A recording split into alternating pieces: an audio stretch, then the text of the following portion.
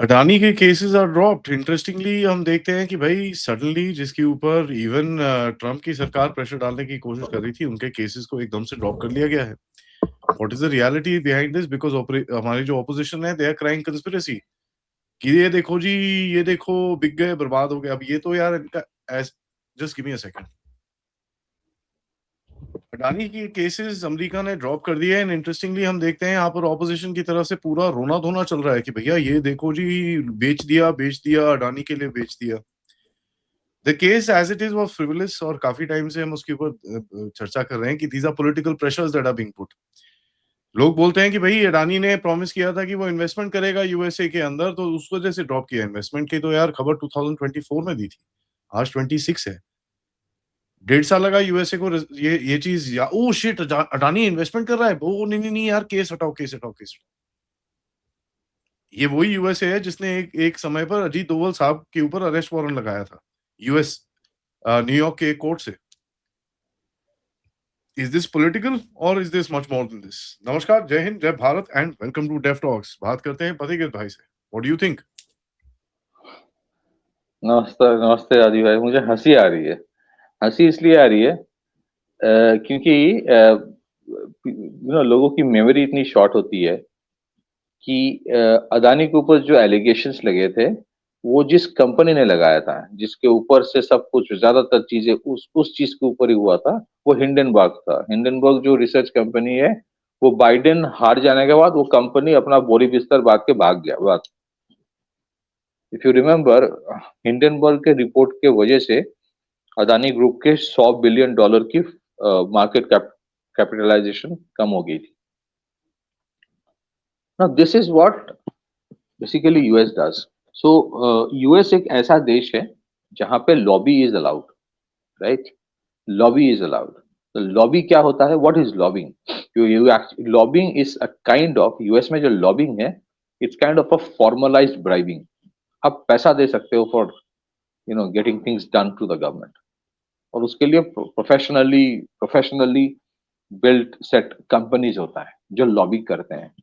तो वहां पे लॉबी कंपनी से अगर आप किसी के ऊपर इल्जाम लगा सकते हो, तो आप लॉ फॉर्म से वो इल्जाम हटा भी सकते हो। It's as simple as that. एक शॉर्ट सेलिंग ऑर्गेनाइजेशन, एक शॉर्ट सेलर जिसने हिंडनबर्ग जैसा एक कंपनी शुरू किया था, जो इस ये सब किया था, वो बाइडेन हार जाने के बाद अचानक भाग गया, वैनिश हो गया।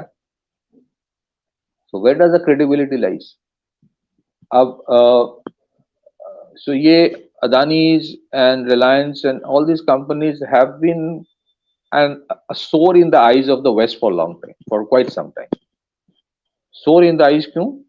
क्योंकि अगर आप फंडामेंटली देखेंगे कि रिलायंस क्या करता है, अदानीज क्या करता है, ये इंडिया के जो कैपेसिटी बिल्डिंग होता है इन कोर इंफ्रास्ट्रक्चर, इसमें इन लोगों ने बहुत काम किया है। They are not typical organisation.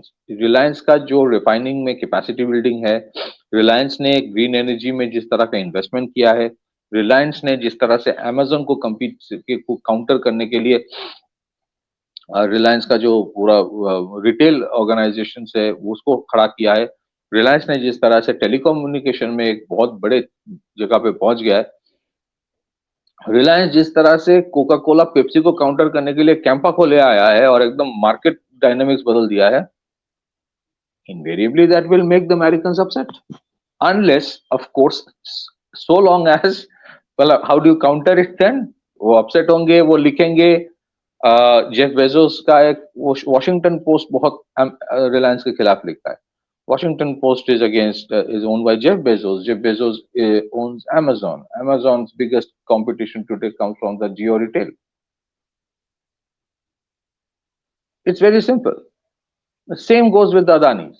Adanis का जो कैपेसिटी है ना पोर्ट बिल्डिंग में, वो कैपेसिटी, देवर 3-4 कंपनीज, उनका वो कैपेसिटी होता था।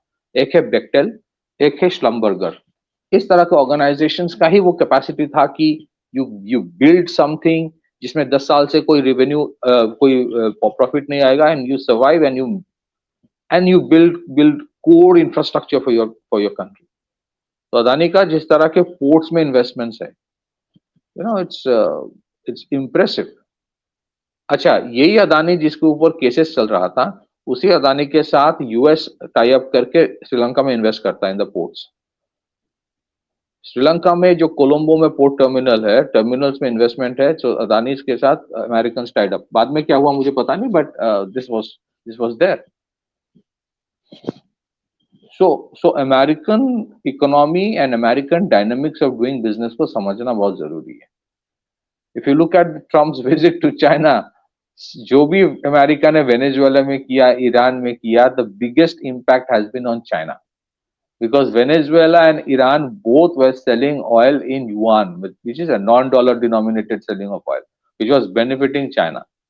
फिर चाइना जाता है ट्रम्प, फिर बहुत बहुत बड़ी बड़ी बातें करता है कि China is a beautiful economy, ये वो करके सबसे ज्यादा चाइना के ऊपर सैंक्शन लगा के रखा है। देयर आर 1000 चाइनीज कंपनी जिसके ऊपर अमेरिका सैंक्शन लगा के रखा है।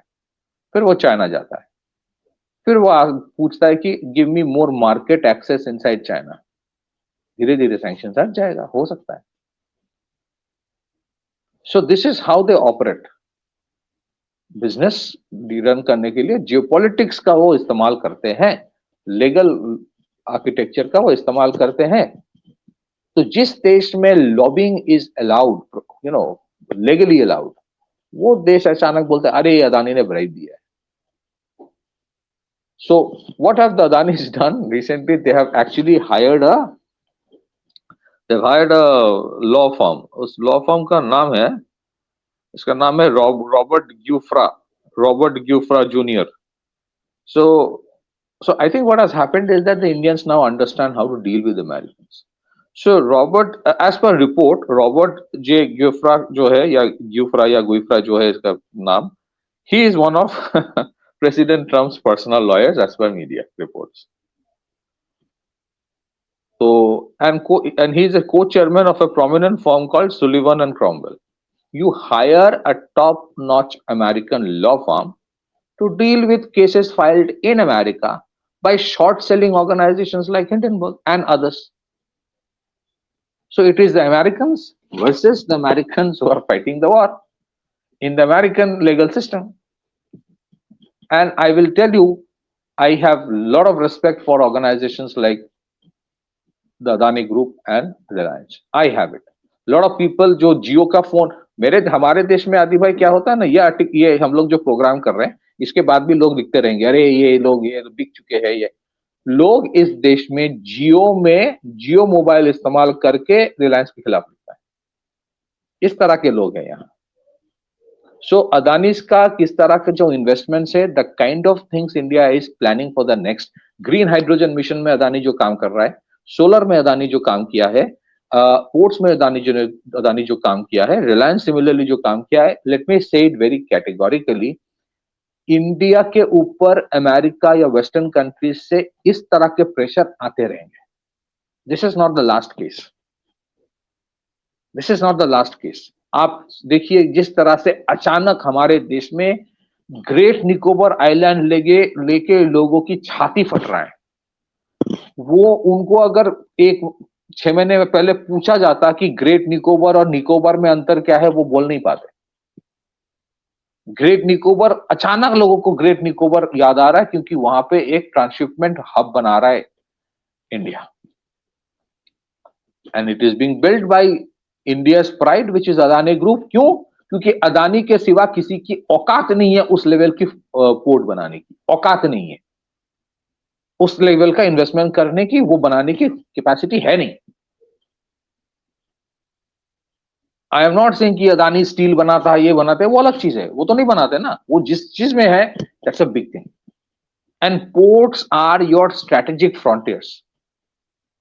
आप देखिए the whole mapping of what ports the Adanis hold across the world, किस तरह के आपका वो स्ट्रेटेजिक लीवरेज देता है। So you will, these organisations will be targeted. These organizations जो अभी वोकिज्म में आया नहीं है, they haven't imported Western wokeism into their corporate culture. Please understand. West का प्रॉब्लम क्या है with these Indian organizations कि separation of management and ownership, कि owners जो है वो management में interfere ना करे। Adani's directly deal with their organizations. And core culture को इन लोगों ने Indian रखा है। That is the problem. And they have shown कि कोर कल्चर को वेस्टर्नाइज ना करके भी you can actually create massive organisations, जिसका एक टाइम मार्केट कैपिटलाइजेशन $236 बिलियन था, अभी भी उसी लेवल पर हो गया है। Same with Reliance, core culture को इन लोगों ने कॉम्प्रोमाइज नहीं किया। So ultimately, it is about battle on culture frontier. It is battle on infrastructure frontier. It is battle for future. It is not battle for today. तो basically America या western countries में जहां लूट पाट, colonialism, जंगे, इनसे economy चलता है, वहां पे कुछ इस छोटे मोटे $20 मिलियन ब्राइब के केस को लेके ये लोग बहुत बड़े चिंतित हो गए। बनाया कि ये केसेस ड्रॉप हो जाएगा, और केसेस ड्रॉप इसीलिए होगा यार, आपको I don't know whether I should say it और not, you should know what bone to be given to which dog. West में इन्वेस्टमेंट चाहिए, तुम इन्वेस्टमेंट कर दो, मुझे पता नहीं कि वो इन्वेस्टमेंट करेगा कि नहीं। You should know which bone to be given to which dog, and that's how India has been playing for the last 5-6 years। Strategic autonomy अपना बरकरार रखा है। हम तेल लेते रहे रशिया से, हर 2 दिन में लोग बोलते हैं अरे स्ट्रेटेजिक ऑटोनॉमी तोड़ा क्या। मैंने उस दिन आपके प्रोग्राम में हम लोगों ने कहा कि $168 बिलियन का जो तेल लिया रशिया से, उसका actual market value by that time would have been $250 billion. कल जो रिपोर्ट आया यूनाइटेड अरब एमिरेट्स से, ओपेक से हट गया, जो रिपोर्ट आया है कि UAE will store $30 million barrel of oil in India over a period of time. You need to play out, and you need to back your corporates, and I am very very clear, corporates के मतलब नहीं कि I am not saying कि corporate culture ही सब कुछ है, बिना corporates के नहीं होगा, I am not saying that। जहां वो TCS वाला कांड हुआ था, हम लोगों ने उसका भी खिलाफ बात किया था, but you got to back your corporates if you have to be आत्मनिर्भर। आपके corporates को बाहर से टारगेट किया जाएगा। हमारे देश में जो बुद्धिजीवी कल्चर है ना, आंदोलनजीवी, बुद्धिजीवी, इनके लिए western corporates are great organisations, Indian corporates are the worst in the world. So you have to, you know that has been Western conditioned mindset in India। तो उसको that will take time to change, क्योंकि funding बाहर से जब बंद हो जाएगा, धीरे धीरे ये भी अपना रवैया बदल देंगे। To cut the long story short, I think Adani's and the rest, they know now how to deal with the Western media, the Western legal system, and why such cases come up. Somewhere, you know, the biggest thing, the most important thing is co-opting. What is co-opting? Somewhere 5 to 10% in your projects, the Western companies, the Western private equity investors want investment, share in your businesses. ये होता है। You have to co-opt for the time being. You don't need to counter the Americans. You don't need to ally with the Americans. या फिर West. What you need to do, you have to co-opt with them. Let them, you know, they'll let you grow if you allow them a little bit of share in your growth story. Growth story मतलब वो खुद आके invest करेगा, सिर्फ वो नहीं। They want you to invest there a little bit, and आपके company में कोई फॉरेन का बहुत बड़ा प्राइवेट इक्विटी कंपनी 5% स्टेक ले लिया, तो देखेंगे आप चुप हो जाएंगे। And that's how it is. This is my understanding. I know I'm saying certain things which are very controversial, but I will always stand beside any major Indian company जिसके खिलाफ अमेरिका में केस होता है, because America वो जो epitome of property है, इस चीज से मुझे I have a problem with that. I am not against America, but I think the West के जो नैरेटिव बिल्डिंग है ना, वो जो जिस तरह से एक केस करेगा डिस्ट्रिक्ट कोर्ट में, फिर उसको लेके कोई बड़ा मीडिया हाउस एक स्टोरी करेगा, फिर वो मीडिया हाउस को देख के इंडिया के सारे मीडिया हाउस लिख देगा विदाउट गेटिंग इनटू डिटेल्स, फिर वो एक नैरेटिव बन जाता है। नैरेटिव बिल्डिंग एनजीओ से, मीडिया से इन लोगों ने किस तरह से किया है, you know, I have always said, Adibhai, my last statement, Western capitalists have always invested in NGOs in third world countries and in socialist organizations in third world countries, ताकि थर्ड वर्ल्ड कंट्रीज से बड़े बड़े corporates ना निकल के आए, क्योंकि उनको पता है कल ये जाके आपके लिए कंपटीशन बनेगा। चाइना के जो 1000 कंपनीज है जिसको सैंक्शन लगा के अमेरिका रखा है, why, what is the reason? They know these organizations are real tough competition for tomorrow.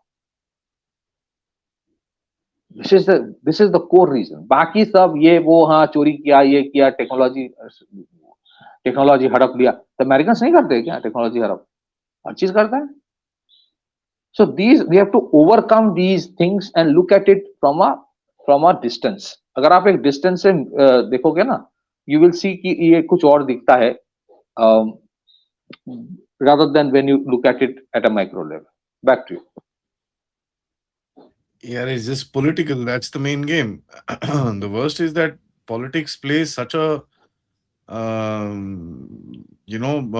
nasty sort of a game as far as this whole thing is concerned. How can it be that suddenly आप सीधे हो जाते हो? ठीक है ना? Suddenly सीधे हो, नहीं, everything is fine. Which is just political ammunition. Look at that CNBC nonsense that they were doing. Modi Sahab had to debunk it himself. It's just political nonsense, nothing else. That lady who's put it out is a bloody apist. Nothing wrong with being an apist, but we know their intentions. Unka convener comes out and says, "Bhaiya, protest karo, desh jalao, Nepal, Bangladesh banao." So yeah, this is political games, nothing else. Aur kya hai? The sooner we understand this, the better it is for us. On that note, thank you, bhai, for that update. सबसे request है video को like करिए, subscribe करिए, and share this with your friends and families. And of course, if you can support the channel, join our groups, check out the description. And we shall see you back with another update. Tab tak, namaskar.